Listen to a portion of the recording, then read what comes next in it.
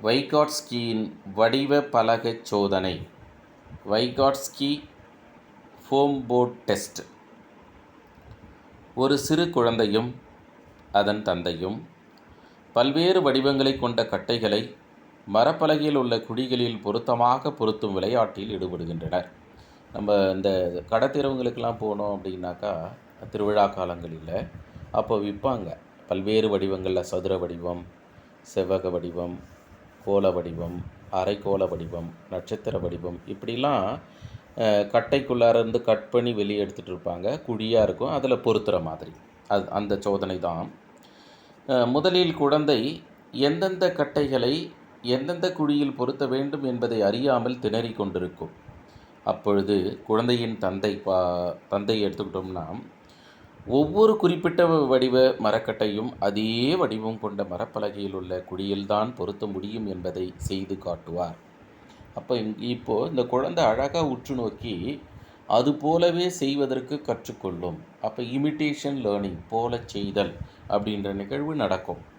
எப்படி நடக்குது பாருங்களேன். இதனைத் தொடர்ந்து அனைத்து கட்டைகளையும் ஒழுங்குற பொருத்திட குழந்தை தந்தை ஊக்குவிப்பார். குழந்தையினுடைய தந்தை இருக்கிறாரே, அவர் என்ன பண்ணுவார்னா மோட்டிவேஷன். அப்போது இங்கே மோட்டிவேஷனுடைய முக்கியத்துவமும் அளிக்கப்படுகிறது, ஊக்கம். அவ்வப்போது குழந்தை திணறும் போது தந்தை சரியாக பொருத்த உதவிடுவார். அப்படின்னு என்னன்னா, ஸ்காஃபோல்டிங், சாரம் கட்டுதல் அப்படின்னு எடுத்துக்கலாம். அதற்கு அடுத்ததாக இரண்டொரு முயற்சிக்கு பின் அனைத்து கட்டைகளையும் குழந்தை சரியாக பொருத்த கற்றுக்கொண்டு விடும். ட்ரையல் அண்ட் எரர்னு நம்ம பார்த்துருப்போம் இல்லை?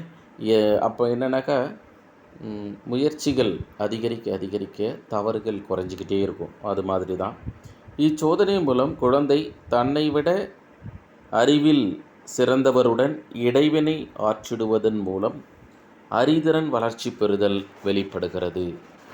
MKO அப்படின்னு கேள்விப்பட்டிருப்போம். MKO, மோர் நாலேஜ்ஃபுல் அதர்ஸ். எடுத்துக்காட்டாக, குழந்தைகள் பெற்றோரிடமிருந்தோ அல்லது உறவினரிடமிருந்தோ அல்லது மாணவர்கள் ஆசிரியர்களிடமிருந்தோ அல்லது சக தோழர்களிடமிருந்தோ அல்லது மூத்த அண்ணாக்கள் அக்காக்களிடமிருந்தோ சமூகத்திலிடமிருந்தோ அறிவு பெற்றுக்கொள்ளும் என்பதுதான் இச்சோதனையினுடைய முடிவாக நம்ம பார்க்கணும்.